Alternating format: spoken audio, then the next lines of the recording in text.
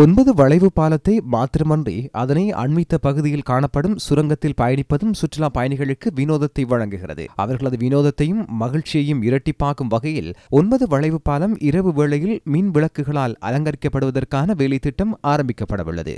80 அடி உயரமான 9 வளைவு பாலம் 25 அடி அகலத்தையும் 300 மீட்டர் நீளத்தையும் கொண்டுள்ளது. பால நிர்மாணத்திற்காக எந்த வகையிலும் இரும்பு பயன்படுத்தப்படாமல் கொங்கிரீட் அச்சுக்களை கொண்ட கற்களினால் பாலம் நிர்மாணிக்கப்பட்டுள்ளது. 104 வருடங்கள் பழமை வாய்ந்த பாலம் பாதுகாக்கப்பட வேண்டிய தொல்பொருளாக வர்த்தமானியில் அறிவிக்கப்பட்டுள்ளது.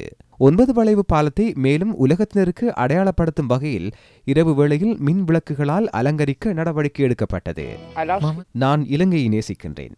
இலங்கை மக்கள் மிகவும் நல்லவர்கள், அத்தோடு மிகவும் நட்புறவானவர்கள். நாம் நெதர்லாந்திலிருந்து வருகை தந்துள்ளோம். இலங்கை மிகவும் அழகிய நாடு. இங்குள்ள மக்கள் நட்புறவானவர்கள். உணவு வகைகளும் மிகவும் சுவையானவை.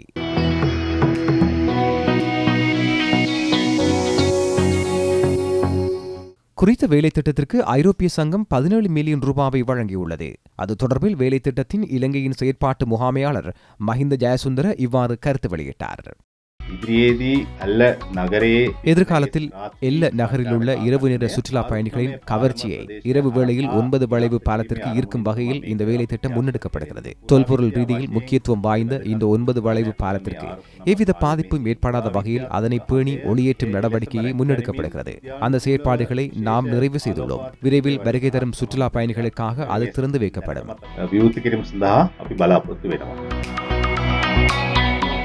இலங்கை புகையிரத திணைக்களமும் ஊவா மாகாண சுற்றுலா அமைச்சும் மத்திய கலாசார நிதியமும் இணைந்து வேலைத்திட்டத்தை நடைமுறைப்படுத்தியுள்ளன.